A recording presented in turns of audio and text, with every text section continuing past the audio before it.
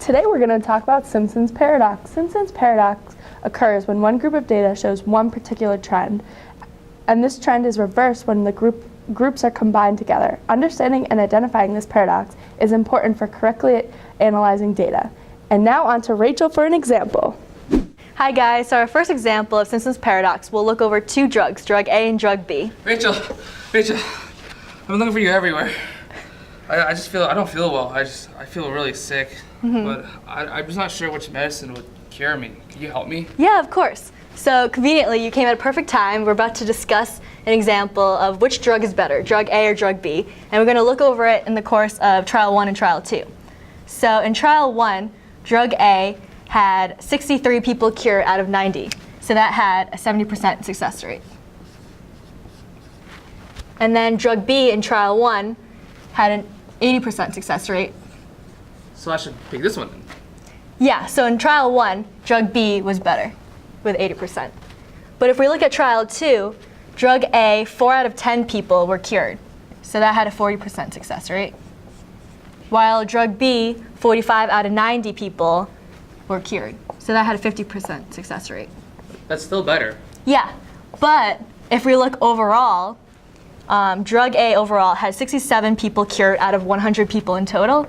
So that had a 67% success rate. And then drug B overall had 53% success rate. So overall, drug A would be the better drug. Okay, so drug B won on both trials, but overall drug A won? Yep, and that's the Simpson's paradox. So I guess I should take drug A, right? Yeah, drug A is the winning drug. Wait, pass it. Thanks. Thanks, Rachel. I took drug A and it cured me, but I'm still confused on how and why drug A won. Could we look at another example? Simpson's paradox not only applies to drugs, but also to a game of solitaire.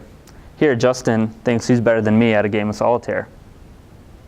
Yes, I'm better than you. But let's look at the data.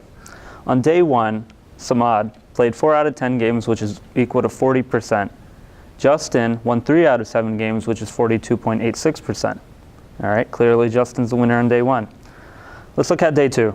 I won 9 out of 10 games for 90%, and Justin won 4 out of 4 games, which is 100%. I guess Justin wins day 2. On day 3, I won 6 out of 7 games for 85%, and Justin won 2 out of games for 100%. Clearly my brain is just superior to Samad's. But let's look at the total. Here, what the total shows us is that I won 19 out of 27 games played for a total of 70.3%, while Justin only won 9 out of 13 games for 69%. So clearly, I'm the better player. One of the most famous examples of Simpson's paradox was the Berkeley admissions case in 1973. Berkeley was being sued on accusations of bias against women.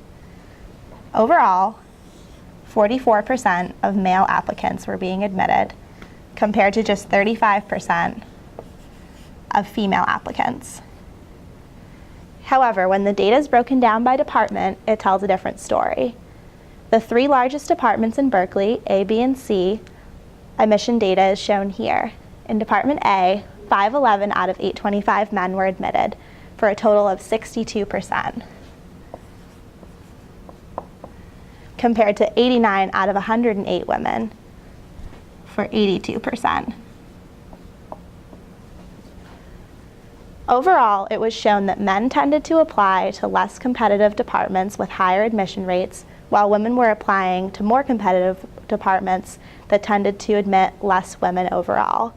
However, the bias does not appear when the data is broken down by departments. In conclusion, the Simpson's paradox.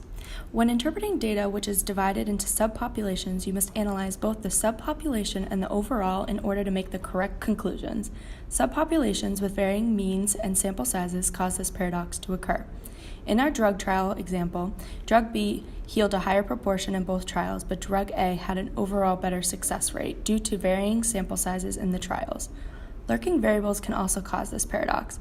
In the Berkeley admission example, the lurking variables of department, which make the individual admissions decisions, was not taken into account when reporting the overall mean gender admissions.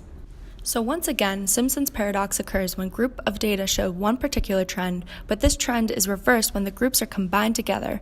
Understanding and identifying this paradox is important for correctly interpreting data.